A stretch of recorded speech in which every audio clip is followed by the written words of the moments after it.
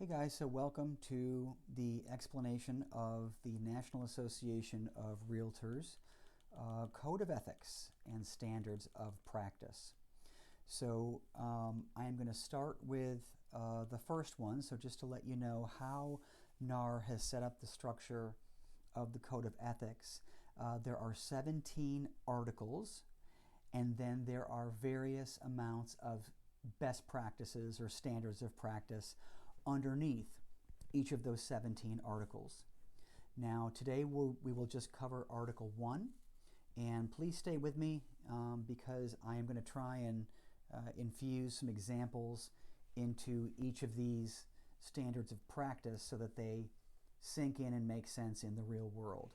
So whether or not you realize this, if you are a member of the board, then you are a member of NAR, which by default binds you to the Code of Ethics.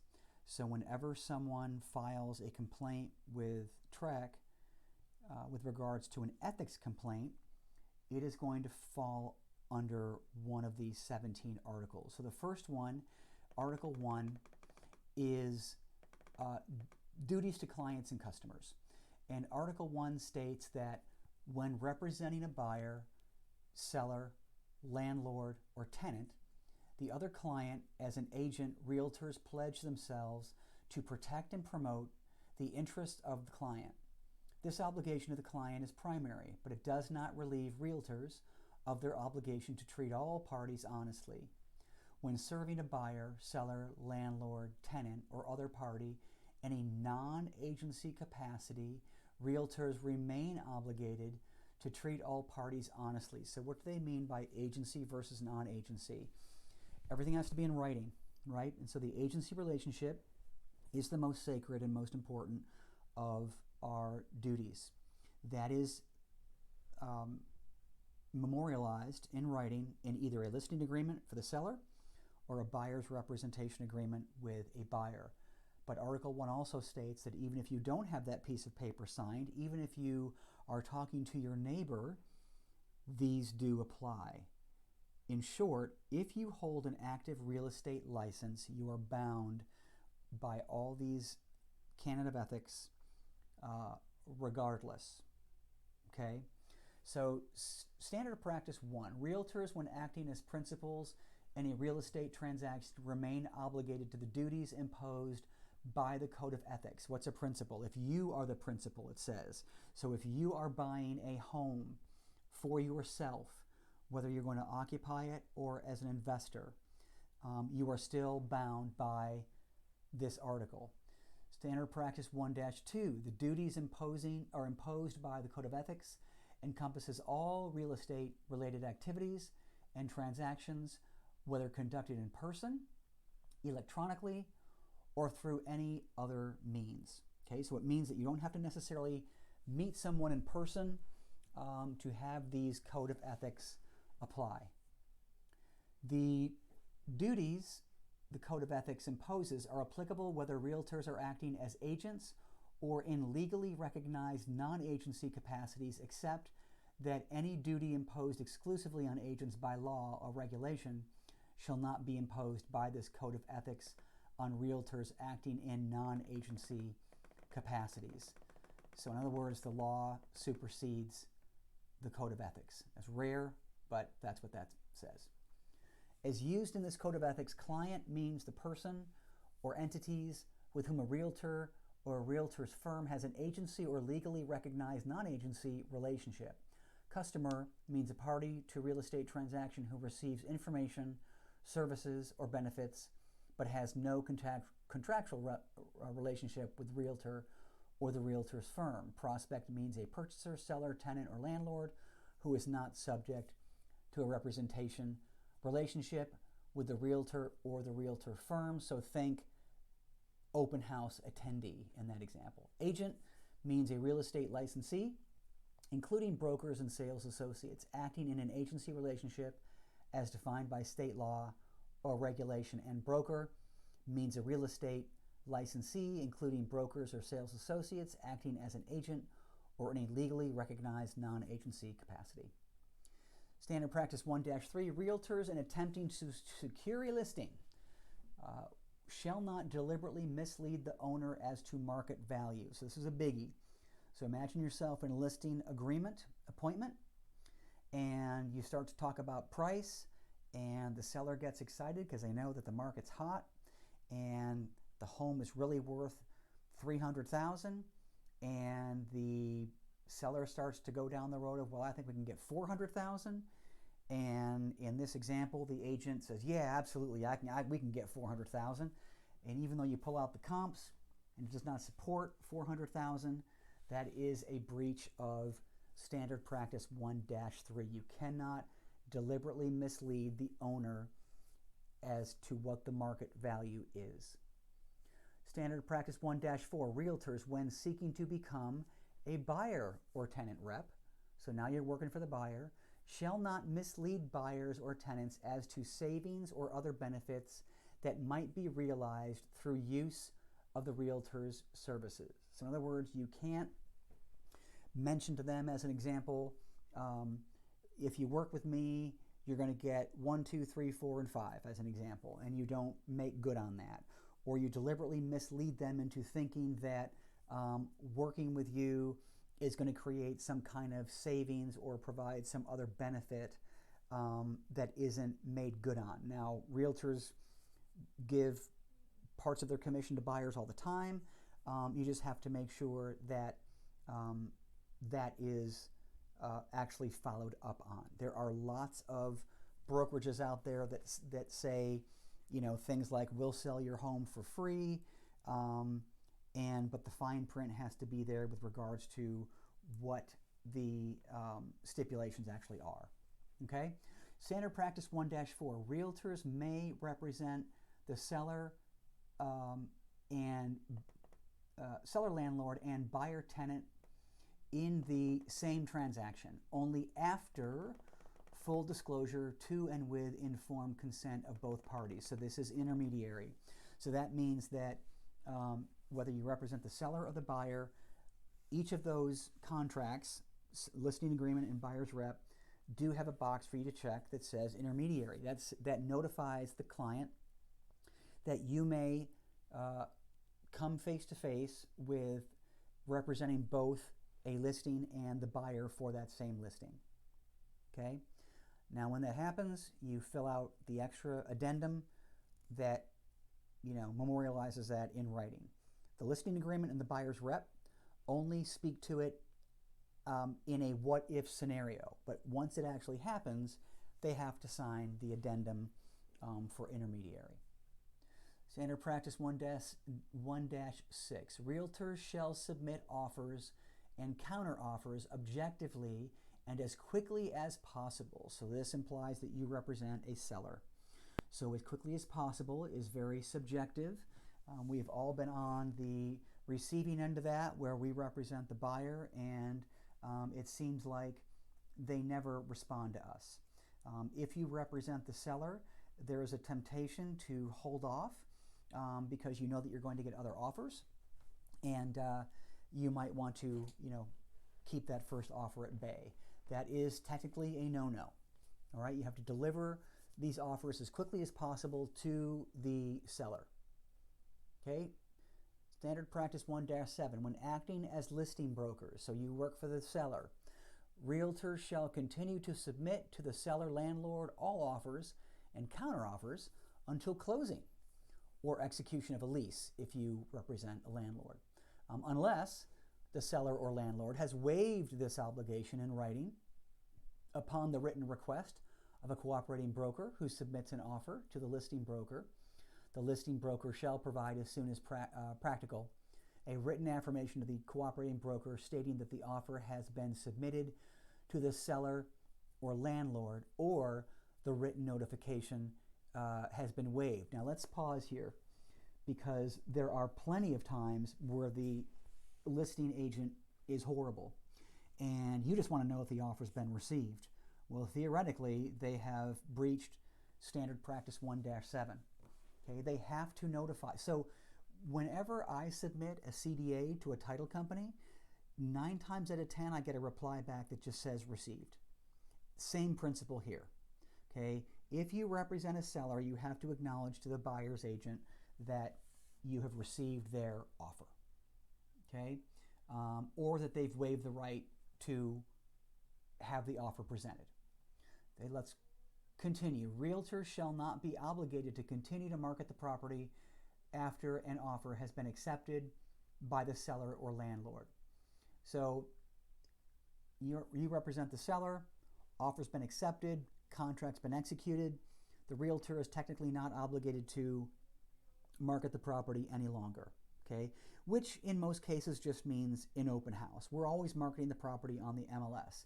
Now, I wanted to address something earlier in this paragraph which says you can continue to accept and submit offers to a seller or landlord right up until closing. Well, what good does that do the seller if they're bound by the contract? Well, nothing. They can't get out of contract number one, but what it does allow you to do is accept backup offers.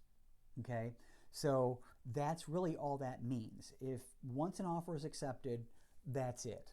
Now, it does go on to say that realtors shall recommend that sellers or landlords obtain legal counsel prior to acceptance of a subsequent offer, except where the acceptance is contingent on the termination of a pre-existing purchase contract or lease. In other words, if the seller's already under contract and other offers are coming in, well, they can't accept more than one offer. They only have one house to sell. So all this says is that we agree to suggest that they seek legal counsel.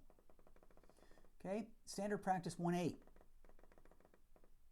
Realtors acting as agents or brokers of buyers and tenants shall submit to buyers and tenants all offers and counteroffers until acceptance, but have no obligation to continue to show properties to their clients after an offer has been accepted, unless otherwise agreed in writing. Realtors acting as agents or brokers of buyers or tenants shall recommend that buyers and tenants obtain the advice of legal counsel if there is a question as to whether a pre-existing contract has been terminated. So this has a lot of language in there, mostly with regards to if you know that your buyer is submitting an offer on a home where a contract has fallen out, make sure that the seller has actually terminated the contract by getting their release of earnest money. Okay. Standard practice 1.9, the obligation of realtors to preserve confidential information as defined by the state, provided by their clients in the course of any agency relationship or non-agency relationship recognized by law, continues after termination of agency relationships or any non-agency relationships recognized by law.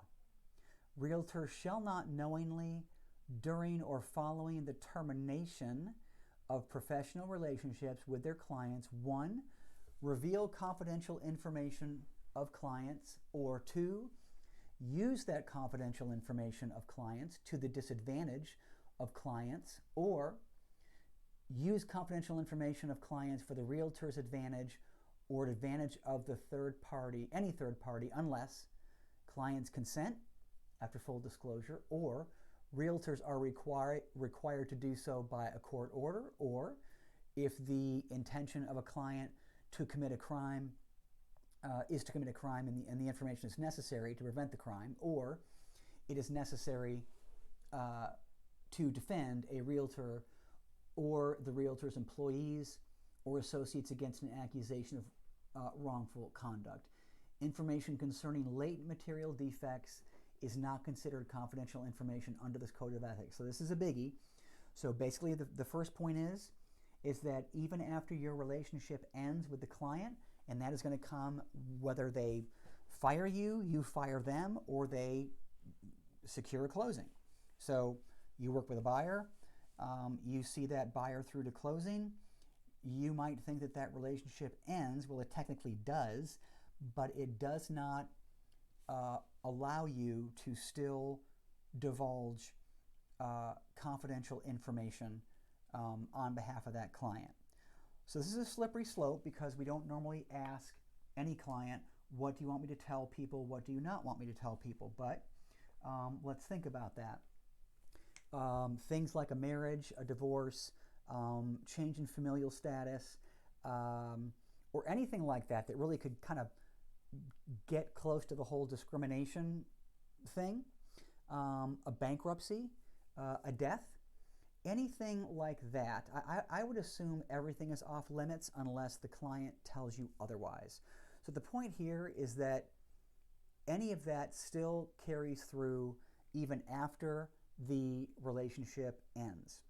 And then to the point of the last little bit here, information concerning latent material defects. So that means defects or things that materially impact the transaction that happen once you're in that agency relationship does not apply. So that is not considered confidential information. So if a big hailstorm comes through and the roof is ruined, that is not confidential information.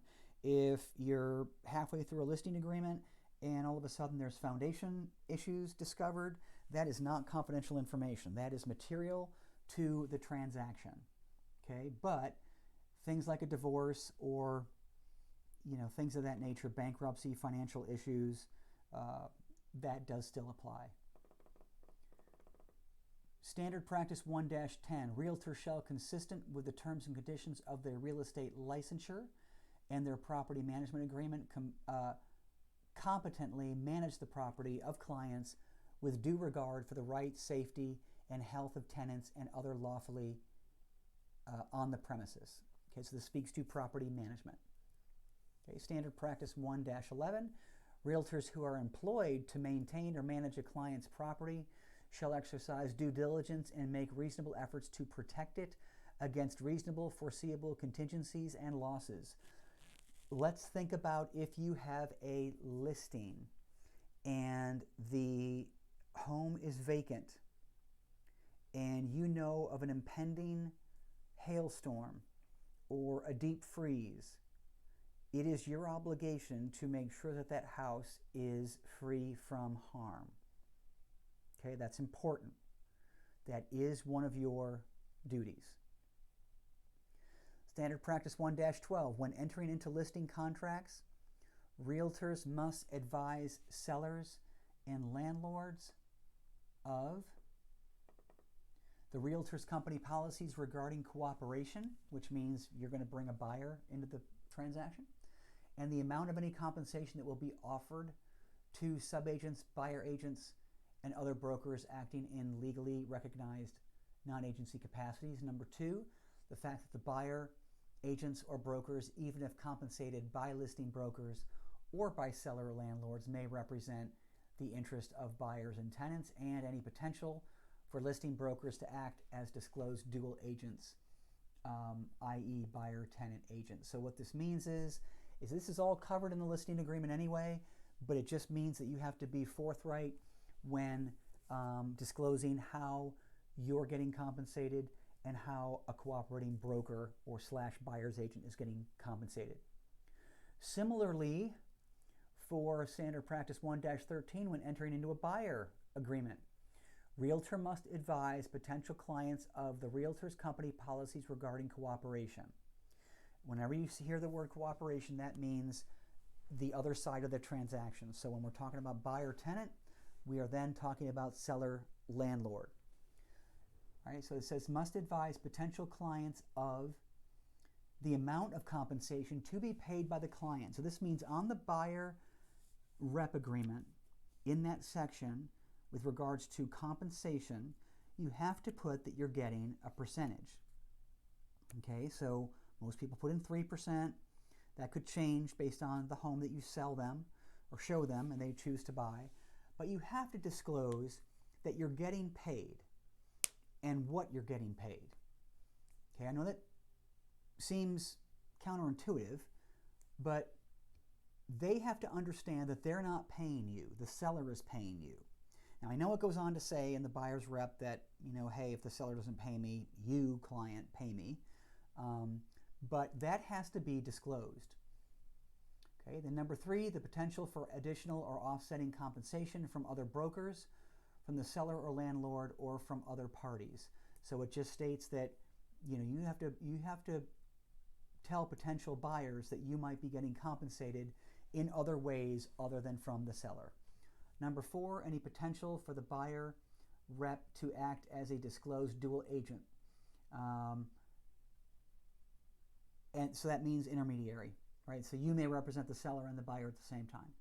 Number 5, the possibility that the sellers or seller's rep may not treat the existence, terms, or conditions of offers as confidential, unless confidentiality is required by law, regulation, or by any other confidentiality agreement between the parties. So, in other words, you represent the seller. You're going to bring a buyer into this transaction. That agent of the buyer may not have the same regard for what is considered confidential or not. So if there are pictures on the listing that, shouldn't be there, or some kind of information that is to remain confidential, that has to be conveyed to the other side. All right, standard practice 1-14, fees for preparing appraisals or other valuations shall not be contingent upon the amount of the appraisal or valuation. In other words, you can't do a broker price opinion for a fee and that fee be commensurate on how the other side wants the appraisal to turn out. Okay, so standard practice 1-15, realtors in response to inquiries from buyers or cooperating brokers shall, with the seller's approval, disclose the existence of offers on the property. So this is multiple offer time, right? Very popular now. Where disclosure is authorized, realtors shall also disclose, if asked, whether offers were obtained by the listing licensee, so the listing agent, another licensee in the listing firm, or by a cooperating broker. That is not required in Texas, but this does overall state that if you represent the seller and you have more than one offer, you need to tell everybody involved, not just the first offer that came in. You have to tell everyone if a contract has not been executed. So agents normally say they send out an email, text, or call, or all three, and say we are in a multiple offer situation. Our seller is accepting best and final offer by 5 p.m. on whatever date. All right, and then lastly, standard practice 1-16, realtors shall not access or use or permit or enable others to access, use, listed or managed property on terms or conditions other than those authorized by the owner or seller. So this is where you represent the seller. You have a listing, and a lot of what we can do on behalf of the seller is covered in the listing agreement. Things like we're going to post it on the MLS, we are going to put a sign in the yard, we're going to market it, we're going to do an open house, all those great things. But that does not mean that we can go outside of that box and do things without the consent of the seller. As an example, home is already under contract. You want to hold an open house because you want buyer leads. Well, theoretically, you can't do that. It's already under contract, okay? Or, similar example, if the home is not under contract and you get this wild hair and you want to throw a huge broker open party, open house for the home, and you didn't get the seller's consent. The seller may work nights, sleep days, and you've scheduled it at 1 p.m. where the seller is going to be there. That is a breach of standard practice 1-16. You really can't do that. Okay, so you can't use the home for purposes other than what is already in that listing agreement. Okay, so that concludes Article 1. I will be posting Article 2 shortly. If you have any questions, please let me know.